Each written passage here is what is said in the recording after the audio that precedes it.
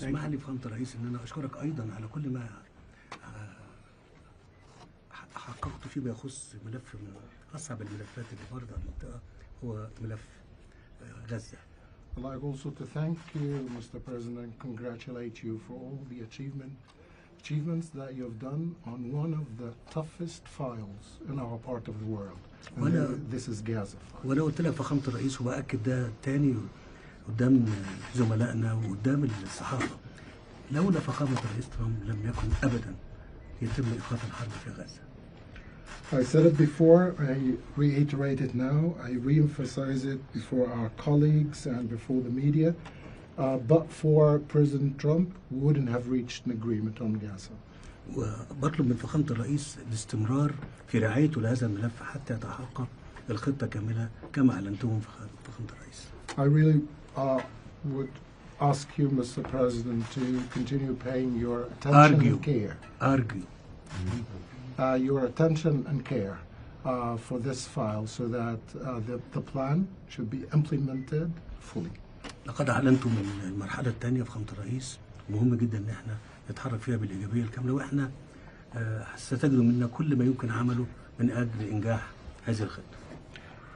So, President, you've announced the second phase of the Gaza plan. This is very important that it comes forward and it takes effect. And on our part, we'll be standing very ready to provide everything that we can to make this a success. فخامة رئيس المجلس احنا يسعدنا ان احنا نبقى موجودين فيه وان احنا نبذل جهد فيما يخص هذا الملف واي ملف اخر يؤدي الى السلام في منطقتنا والعالم. As for the Council of Peace, it is our pleasure to be on the Council of Peace, the Board of Peace. We are very happy to be on the Board of Peace, and we are supporting and very happy to be there, backing up every effort that can bring about peace in our part of the world and globally as well. مش هنسى أيضا فخامة الرئيس إن أنا أشكرك على دعمك لينا في قضية وجودية، قضية ملف سد النهضة والمياه. I'd like also to thank you, Mr. President, for your support us in an existential issue, and this is the Grand Renaissance Dam and the River Nile. وأيضا هنا بسجل مرة أخرى إن ده أمام الصحافة إن فخامة الرئيس يهتم بهذا الملف في منذ ولايته الأولى، وحرص على أنه يقدم الجهد اللازم للوصول إلى اتفاق فيما يخص هذا السد. And for the record and before the press, I'd like just to remind everybody that Your Excellency did a lot of effort in this regard, in this file, in your first term in office, and you almost had a deal, and you did everything in your power at the time to get this deal done. فخامة الرئيس كل التقدير والاحترام لفخامتك. Mr. President, accept our highest appreciation and respect. Well, thank you very much. They're talking about the dam that's been built in Ethiopia. It's one of the largest dams in the world, the largest dam in Africa, but it's one of the largest dams anywhere in the world. It was financed by the United States, and it basically blocks the Nile River. You know, when I think of Egypt, I think about the Nile more than any other, in all fairness, but it goes through Ethiopia. And a dam was built, a very big one, very, very big one, massive. And it was something that should have been talked about a long time ago when they were building it or financing it. So I got involved at the end of my first term, and I was going to have a deal. We were going to have pretty close to a deal. Then we had a rigged election, and I left, and of course Biden didn't do anything about it because he didn't know he was alive.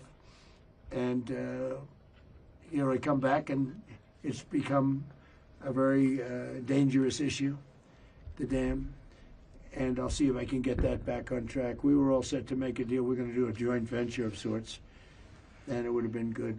I think it would have been good for both. But it's a dangerous thing. They built a dam where somebody's not getting the water that they are supposed to get and that they've gotten for 1 million years, and all of a sudden the water flow is blocked by a very massive dam. I wouldn't be happy about it. And, you know, you have a very strong leader in the president. And I hear you have a strong leader in Ethiopia too. I don't know him as well as I know you, but he's a strong guy. And I'm going to try bringing the two of you together, see if we can make a deal. I appreciate that. I think he understands me, right? I think he understands English better than we do. Okay? You know, a lot of these guys that don't understand, they understand it very well. But I think we'll be able to do something about the dam. The dam's a big problem, but we'll be able to do something.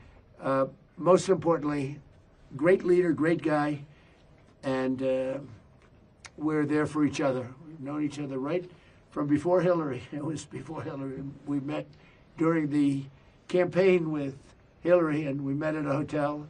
She was supposed to meet with the president, and I was supposed to meet. I went first, and after he met me, he didn't want to meet her. And I said, I like that guy.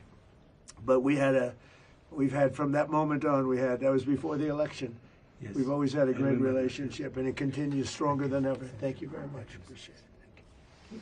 Thank you, everybody. Thank you very much. Thank you, Press. We have committed to being permanent members of the Board of Peace. Well, we're going to have a lot. We have a lot of great people that want to join. It's going to be the most prestigious board ever formed.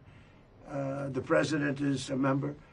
We have the major countries, and some need parliamentary approval, but for the most part, everybody wants to be on.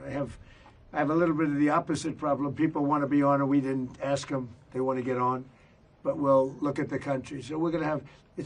I think it's the greatest board ever formed, and we call it the Board of Peace. That's what it is. It's the Board of Peace, and it started on Gaza. And I appreciate what you said on Gaza, because it's true. If we weren't involved, there'd be no peace. It's peace. We have peace in the Middle East now, and you might have Hamas. We have a little flame here and there, but basically that'll be taken out if they don't get rid of the guns, and then they will be very unhappy people.